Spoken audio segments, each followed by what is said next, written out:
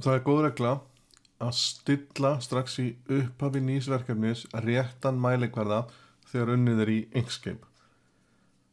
Og einfaldasta leið til að gera það er að fara hér í File, Document Properties og setja Default Units á þann mælikvarða sem ætlunin er að nota.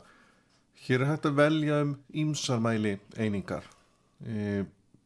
Pixlar til dæmis, PX, er algeng mælieining en fyrst og fremst notuð þegar að unnið er á verkefni á skjá, unnið teikningar fyrir vef eða annað slíkt, en það sem hér er að verið að vinna í við eða plexigler, þá er eðlilegast að nota annarkvort millimetra eða sentimetra og ég ætla að velja hér millimetra. Hérna á sama stað er hægt að breyta stærðinni á vinnusvæðinu og þar sem plöturnar sem að leysiskerin tekur, þessi leysiskeri sem hér er unni með eru 60 x 30 cm, þá er hægt að setja þær hér inn. Það er þá í millimetrum 600 í vídd og 300 í hæð, þar sem að mælieiningin er millimetrar og þá má sjá hér að vinnusvæðið er komið.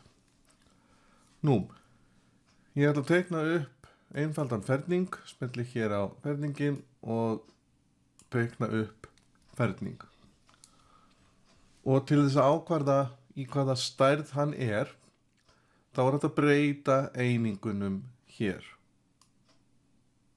Færi þetta hérna aðeins til. Sjáðu, vídd og hæð og þar sem þetta er í millimetrum, þá þarf ég að slá gildið í millimetrum og hér get ég líka breytt einingunni ef ég vil, en ég ætla að halda mér við millimetrana. Þannig að ég get sett inn, ef ég er að vinna kannski eitthvað sem á að vera 10 cm sinnum 10 cm, þá breyti því í millimetra, það er þetta 100 sinnum 100. Og ég íti hér á dálkalykilinn á milli. Svona auðvelt er að breyta einingunum, þessum mæli einingum, og þær koma fyrir á fleiri stöðum.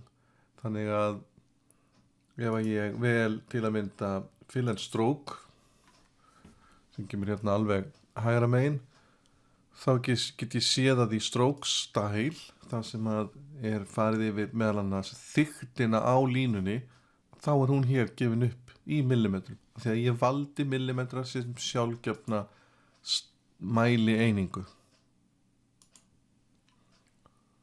Og þegar ég er að vinna við leyserskurð og ég vil segja leysernum hvað hann á að skera, þá væri það þessi eining hérna 0,02 millimetrar.